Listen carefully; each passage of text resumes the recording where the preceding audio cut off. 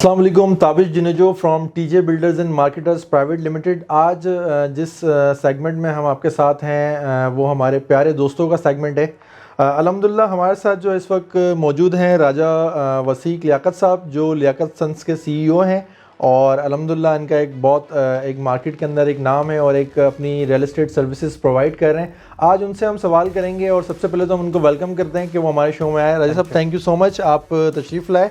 और कैसे हैं आप? खैरियत से हैं जी? अल्हम्दुलिल्लाह। आप बताएं राजा साहब कि आप किस तरीके से जो है आपने अपनी रियल एस्टेट के अंदर इस जर्नी का आगाज़ किया और क्या आप उसको जो है किस तरीके से कर रहे हैं? आप क्या क्या आप सर्विसेज अभी प्रोवाइड कर रहे हैं, आप ज़रा बताएं। पहले तो बहुत शुक्रिया आपका, आपने मुझे इनवाइट किया।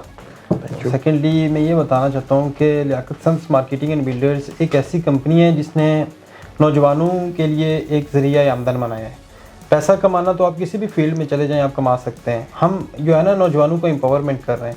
जितने भी मेरे साथ एम्प्लॉयज़ हैं जो काम कर रहे हैं, जो लोग अपने घरों में बैठे होते थे, कुछ बिल्कुल काम के हवाले से उनको कोई आइडिया नहीं था, अब वो पैसे कमा रहे हैं, अपने घर वालों का सहारा बने हुए हैं। तो रियल एस्टेट सेक्टर में हम आम आदमी के लिए, गरीब लोगों के लिए, जो बंदा सारी ज़िंदगी की कमाई करता है और अपने घर के लिए ख्वाहिश करता है, उसको हम इंस्टॉलमेंट्स पे प्लॉट देते हैं और वो 4 साल की आसान एक साथ भर के अपने प्लॉट का मालिक हो जाता है इस्लामाबाद रावलपिंडी में। ज़बरदस्त। अच्छा, ये तो आपने बड़ी अच्छी बात की कि आप अपनी कंपनी के अंदर यंगस्टर्स को जो है वो एक अपॉर्चुनिटी दे रहे हैं कि वो इसमें अपनी जो है वो सलाहियतें जो भी हैं वो यहाँ पे अपना, बल्कि आप तो इंटर्नशिप भी कराते होंगे यकीनन कि उनको आप सिखाते होंगे और उसके बाद जो है वो वर्क करके एक अपनी फैमिली के लिए। अच्छा, क्या कितने साल हो गए आपको इस बिज़नेस के अंदर और किस तरीके से आप? बेसिकली रियल एस्टेट हमारा ख़ानदानी बिज़नेस है। मेरे जो वालिद साहब थे उन्होंने 25 से 30 इयर्स रियल एस्टेट में लगाए। उसके बाद 3-4 साल से मैं भी रियल एस्टेट में ही हूँ। लियाकत सन्स मैंने अपने फादर के नाम पे ये कंपनी बनाई थी, Liaquat sons marketing and builders के नाम से। इसका पहला ऑफिस मैंने G6 में बनाया था इस्लामाबाद में, और अब मैंने Wilayat Complex Bahria Town Phase 7 में इसके 2 ऑफिस बनाए Liaquat sons marketing and builders के। तो ये कारोबार एक रियल एस्टेट का हमारे मतलब आप ये कह सकते हैं कि मुझे अपने वालिद साहब की तरफ से है। मतलब एक जो है आपको तकरीबन 25-30 साल से जो है वो अप्रॉक्स आपका जो है ये बिज़नेस है। अच्छा, प्रोजेक्ट्स आप यहाँ पे पिंडी, इस्लामाबाद, ट्विन सिटीज़ की अगर हम बात करें तो यहाँ आप कौन से प्रोजेक्ट्स हैं और आप जो है वो आउट ऑफ सिटी भी कुछ प्रोजेक्ट्स कर रहे हैं? हमारा जो प्रोजेक्ट्स हैं उसमें रोडन इनक्लेव है, नोवा सिटी है, ताज रेजिडेंशिया है, पार्क व्यू सिटी है, किंगडम वैली है, ब्लू वर्ल्ड सिटी है। हमने जो स्टार्ट में मैंने जो प्रोजेक्ट किया था वो ब्लू वर्ल्ड सिटी था। उसके बाद मैंने रोडन इनक्लेव को किया, उसके बाद फिर नोवा सिटी लॉन्च हुआ, उसमें मैंने इन्वेस्टमेंट की और बहुत सारे लोगों को हमने उसमें इन्वेस्ट भी करवाया। जो लोग इस्लामाबाद में घर लेना चाह रहे थे, एयरपोर्ट के करीब लेना चाह रहे थे और सस्ते इंस्टॉलमेंट्स पे, उनको हमने वहाँ पे अपॉर्चुनिटी दी और उन्होंने उसको अवेल किया। उसके बाद हमने फिर रोडन इनक्लेव मुख्तलिफ प्रोजेक्ट्स किए। अच्छा, वसीक साहब ये बताएं कि रिंग रोड चूँकि एक गेम चेंजर समझा जाता है पूरे रावलपिंडी इस्लामाबाद के लिए, आफ्टर रिंग रोड या इसकी जो इनॉग्रेशन जो प्राइम मिनिस्टर साहब 25 तारीख को कर रहे हैं 25 दिसंबर को, इसके बाद इस पूरी इंडस्ट्री जो ऑफकोर्स जो एरिया हैं आपका रावलपिंडी इस्लामाबाद का, इस पर क्या इम्पैक्ट आएगा और इसके न्यू प्रोजेक्ट्स पे क्या इम्पैक्ट आएगा और कौन से ऐसे प्रोजेक्ट्स हैं जिसमें अगर अभी आपकी इस वीडियो के बाद कुछ लोग इन्वेस्टमेंट्स करते हैं तो उनको बेनिफिट हो सकता है? जी देखिए ताबिश भी ऐसा है कि रिंग रोड तो गेम चेंजर मंसूबा है, और मैं अगर आपको लास्ट ईयर से कंपैरिजन करूं रिंग रोड का, तो पिछले साल जिन लोगों ने मुझसे प्लॉट्स खरीदे से, हाँ, हम जो रिंग रोड में जो मेन सोसाइटी आ रही है वो रोडन इनक्लेव आ रही है, तो रोडन में मैंने अपने फैमिली के उन बंदों को भी प्लॉट्स दिए जो बिल्कुल कम किस्त दे सकते थे। आज वो सारे प्रॉफिट में, एक एक मेरा क्लाइंट 4-4, 5-5 लाख, जिन्होंने फार्म हाउसेस लिए हैं वो 20-20 लाख प्रॉफिट में। कोई क्लाइंट ऐसा नहीं है, मतलब 1% भी मैं नहीं कह सकता कि कोई लॉस में हो। रीसेल वैल्यू बहुत अच्छी है रोडन में, आम आदमी के लिए बहुत अच्छे प्रोजेक्ट्स हैं, वो खुद भी आते हैं, लोग विजिट करते हैं। और इन्वायरमेंट के हवाले से अब 2 डैम्स हैं उसमें, हसाला डैम है, जावा डैम है, और रिंग रोड का अडयाला इंटरचेंज मेन एंट्रेंस पे इसके आ रहा है। तो ये तो एक गेम चेंजर मनसूबा है। आपको पता है रिंग रोड के आने की वजह से सारी वेजिटेबल मार्केट, कैटल मार्केट, सारी जितनी भी मार्केट्स हैं ये इधर शिफ्ट हो रही हैं। मतलब टोटल इकोनॉमिक जोन आप ये कह लें कि रिंग रोड के आसपास जो है वो मूव आउट हो जाएगा। सारा एक इंडस्ट्रियल एरिया बन रहा है, ये सारा चकबेली को देख लें, अडयाला को देख लें, इससे आगे क्रिकेट ग्राउंड बन रहा है एक बहुत बड़ा, 2 5 स्टार होटल्स वगैरह बनेंगे, रिंग रोड के आने की वजह से ना ये पूरा एक गेम चेंजिंग मंसूबा है, ना सिर्फ इस्लामाबाद रावलपिंडी के लिए बल्कि सी पैक के रूट को भी ये टच कर रहा है, तो उससे तो बहुत फ़र्क पड़ जाएगा ना चीज़ों में। अच्छा, इसमें वसीक साहब आप एक हमारे व्यूवर्स को ये भी बताएं कि एक कम आमदनी वाला बंदा है, एक नॉर्मल लोअर मिडिल क्लास की अगर हम बात करें, तो वो आपके किस प्रोजेक्ट में इन्वेस्टमेंट कर सकता है और वो कितनी वो पैसे बचाए माहाना या डेली, वो इतने पैसे बचाए तो वो एक अपनी जो है वो जगह का या अपने प्लॉट का मालिक बन सकता है, एक जो नॉर्मल तबके का बंदा है? जी दानिश भी देखें, ऐसा है कि इस दौर में तो आप 5 मरले का प्लॉट भी देखें तो 50 लाख 60 लाख से कम नहीं है। अच्छी जगह पे आपने प्लॉट लेना है, आपको 50 लाख रुपए होंगे तो आप लेंगे। अब गरीब आदमी के पास 50 लाख सारी ज़िंदगी की जमा पूंजी होती है, हर बंदा नहीं अफोर्ड कर सकता। तो हमारे पास जो रुडन इनक्लेव का प्रोजेक्ट है और ब्लू वर्ल्ड सिटी का, किंगडम वैली का, ये ऐसे प्रोजेक्ट्स हैं जिनमें अगर आपके पास 10 से 15 लाख हैं, 20 लाख हैं, तो आप इसमें 4 साल की किस्तों में ये ले सकते हैं। मिसाल के तौर पे 5 मरले का प्लॉट रुडन में 12 लाख का है, तो 2,40,000 डाउन पेमेंट पे करें और 17,000 एवरेज बंदा भी पे कर सकता है। मतलब 17,000 रुपये एक जो है मंथली बंदा पे करे तो एक वो अपना प्लॉट कर सकता है। अगर ब्लू वर्ल्ड में अगर हम बात करते हैं, जैसे ब्लू वर्ल्ड ने एक सस्ता हाउसिंग के हिसाब से अवामी रेजिडेंशियल कॉम्प्लेक्स जो उन्होंने एक लॉन्च किया कि जिसमें 3.5 मरला के रेजिडेंशियल प्लॉट हैं, उस हवाले से क्या कहते हैं वो एंड यूज़र और एक लोअर मिडिल क्लास के लिए वो कैसा है प्लॉट? देखिए, ब्लू वर्ल्ड को और कंपेयर करें आप बाकी तमाम सोसाइटीज़ के साथ, तो ऑन ग्राउंड जितना काम ब्लू वर्ल्ड सिटी में हो रहा है शायद किसी और सोसाइटी में उससे बहुत कम हो रहा है माशाल्लाह। और सबसे सस्ता प्लॉट है, 3.5 मरला का 8 लाख का प्लॉट है इनका, और उसकी इंस्टॉलमेंट्स भी 1 लाख से शुरू होती है, बहुत मुनासिब है और इंस्टॉलमेंट्स भी उसकी बहुत कम है। तो आम आदमी, मतलब आप ये कह लें कि दिहाड़ीदार मजदूर भी अगर चाहे तो वो भी ले सकते हैं। ज़बरदस्त, इसमें ये बड़ा इन्होंने अच्छा एक पॉइंट किया कि एक दिहाड़ीदार मजदूर भी चाहे तो वो भी ब्लू वर्ल्ड सिटी के अंदर अवामी रेजिडेंस, बेसिकली आवाम के लिए प्रोजेक्ट है, तो उसमें जो है वो कर सकता है।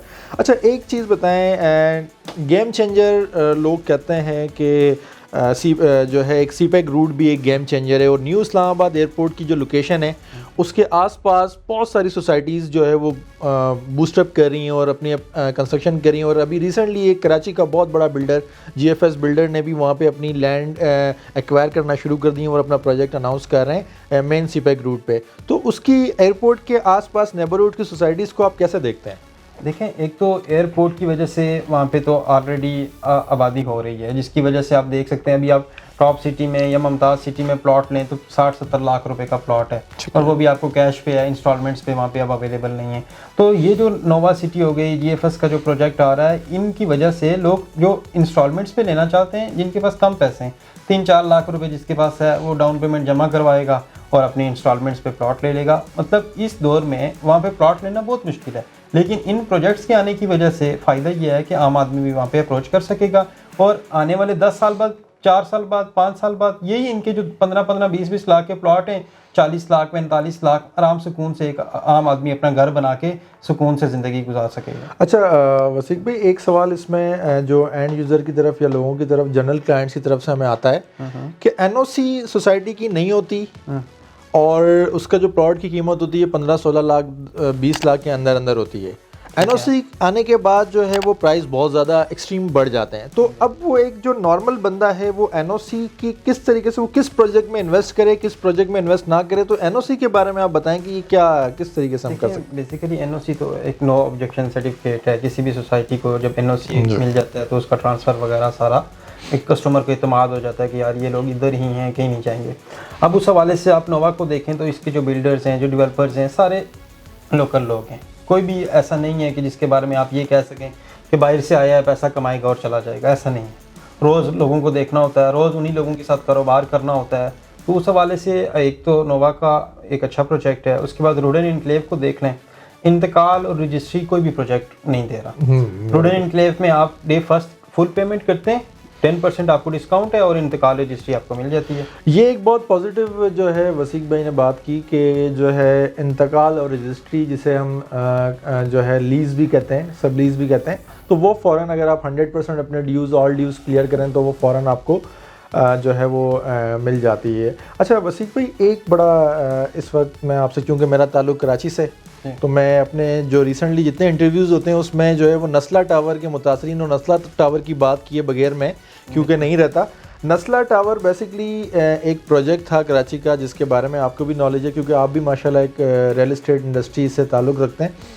नस्ला टावर की एनओसीज़ मौजूद थी, तमाम एनओसीज़ मौजूद थी, तमाम कंसर्न्स डिपार्टमेंट से उसकी एनओसीज़ मौजूद थी, एविएशन की एनओसी मौजूद थी, एयरफोर्स की एनओसी मौजूद थी। उसके बाद उसमें एक बिजली लगी हुई थी, गैस मौजूद थी। उसके बाद उसको जो है वो डिमोलिश के ऑर्डर ऑनरेबल सुप्रीम कोर्ट ने जो दिए हैं, तो उसको आप किस तरीके से देखते हैं कि एक एंड यूज़र या एक आम आदमी उसमें जो है वो कहाँ खड़ा हुआ है इस पोजीशन पे? जी देखें, ऐसा है कि सुप्रीम कोर्ट एक काबिल एहतराम इदारा है, उनके फैसलों पे हम बिल्कुल पूरा एतमाद करते हैं, एहतराम करते हैं। लेकिन ऐसा है कि जब आम आदमी जिससे इफ़ेक्ट हो रहा है तो उस तरह का फ़ैसला नहीं करना चाहिए। अब आप इस फैसले में देखें कि फ़र्क किसको पड़ा है।